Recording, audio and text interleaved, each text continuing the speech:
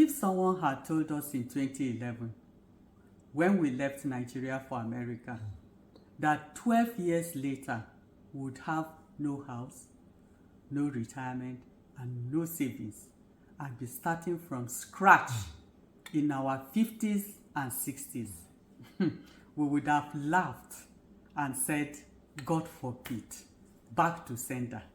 But that's exactly what happened. And the people who brought us into this situation, a church. Yes, you heard her right. A church. But we should have known better. They gave me no employment letter. And when I asked, they said, you are not working for man. You are working for God. So who was I to question God? So we ended up with no contract. And as for retirement, they told me, ministers retire to the grave. You serve God till death. And guess what? We believed them. Have you ever followed advice that cost you more than you expected? Let's know in the comment section below. Welcome to Cash Talk for Immigrants. We share our journey through the US financial system so you can avoid the mistakes we made and build wealth the right way. In this video, we are sharing our story as a clear warning to African immigrants. Don't blindly trust a religious organization just because it carries God's name. Even Jesus said, not everyone who says, Lord, Lord, will enter the kingdom of heaven. My name remains Christine, and as always, I'm here with my beloved Wachuku, Vidal Wachuku. We are both lawyers originally from Nigeria, now licensed financial professionals helping immigrants succeed in America. I was brought to this country on an R1 religious worker visa, while my family was brought on the R2 religious worker dependent visa. Having been ordained a minister for several years, 7 part-time alongside my legal practice in Nigeria, our church literally plucked us from all of that to bring us here to serve in the full-time ministry. We came believing it was the fulfillment of the goal we had when we were cutting. We had set that goal for ourselves that we were going to be full-time missionaries somewhere in Africa, but it turned out to be in America. After 27 years of private practice, it was the first time he would ever be on a salaried job and answerable to someone else. Though I had actively practiced law myself for 25 years, they said that I will not work because they wanted me to be 50% of his ministry. That will enable me fully support him in serving the brethren, which I joyfully did. Yes, you will be right to think that as lawyers, their refusal to give him an employment letter should have been a red flag. But it's no secret that we Africans are deeply religious, so anything to do with God is wholly embraced. The result is that we let our guards down, at times foolishly. We trust what the religious leaders tell us, and that trust cost us everything. We were with that church for 15 years, out of which 12 was served in the full-time ministry here in the US. We faithfully worked, we toiled, we served, and we gave our best to God and the flock that He put us over without wavering. In our traditional African mindset, when it comes to matters of faith, we bent over backwards, many times to our disadvantage, even contrary to the advice that came from some ministers in headquarters. If there was a way to save money for the church, we did it without being asked.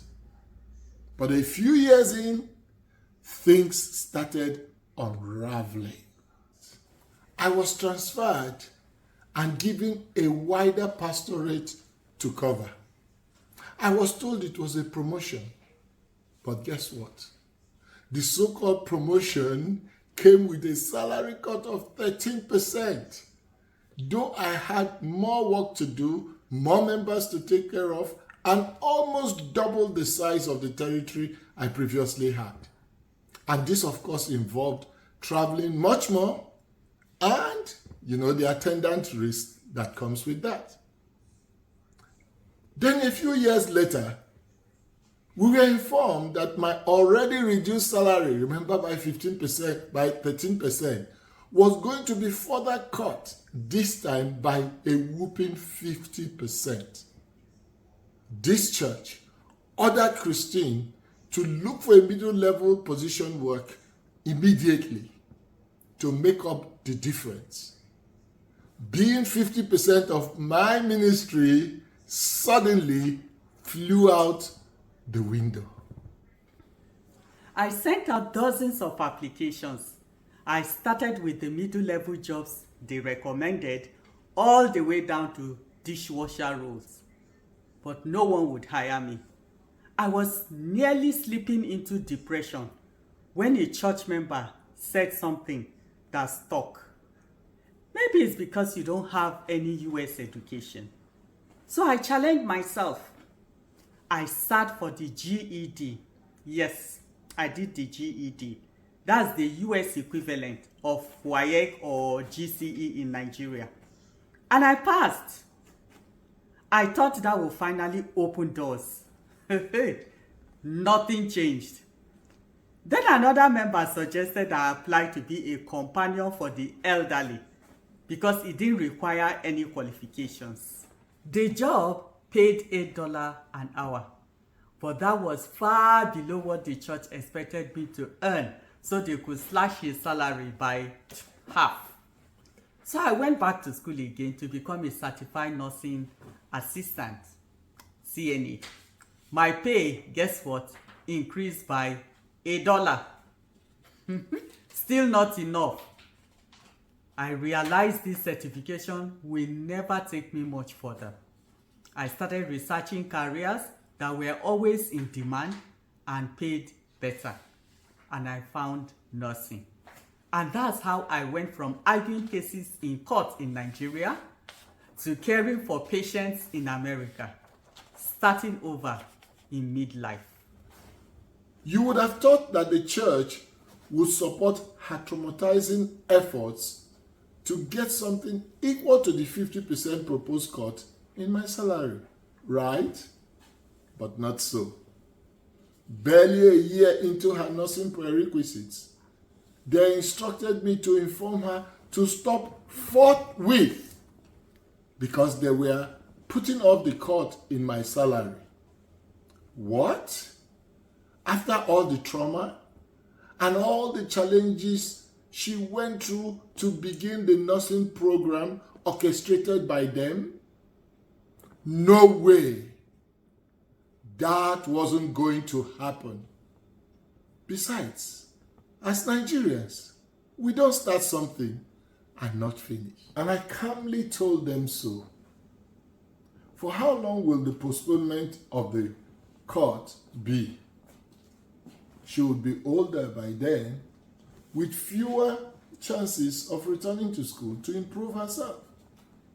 Of course, my unwillingness to obey God's government, as they call themselves, was held against me. Much later, after the fact, I learned that was when the plot to dump me without warning, unceremoniously, that was when it earnestly began. Since they assured us he would be a minister for life, we never once thought about what would happen when we got old in America. We had no retirement plan because they didn't provide a 401k. He wasn't even allowed to pay into Social Security or Medicare. No life insurance, no house, because they forbade it. They could move you at any time, so We didn't need to have a house. That's what they said. We thought we were dealing with true, faithful servants of God. So, we trusted their promise. In the ministry, no one retires. We believed them. After all, they were God's representative on earth, right? So we thought, until that fateful call came on a crisp Monday morning, December 11th, 2023, just a day before my 12th anniversary with the church, having started work on December 12th, 2011. I'll never forget that day, 11 December 2023. After some small talk and a few positive updates about how well the church was doing, I could sense something ominous was coming.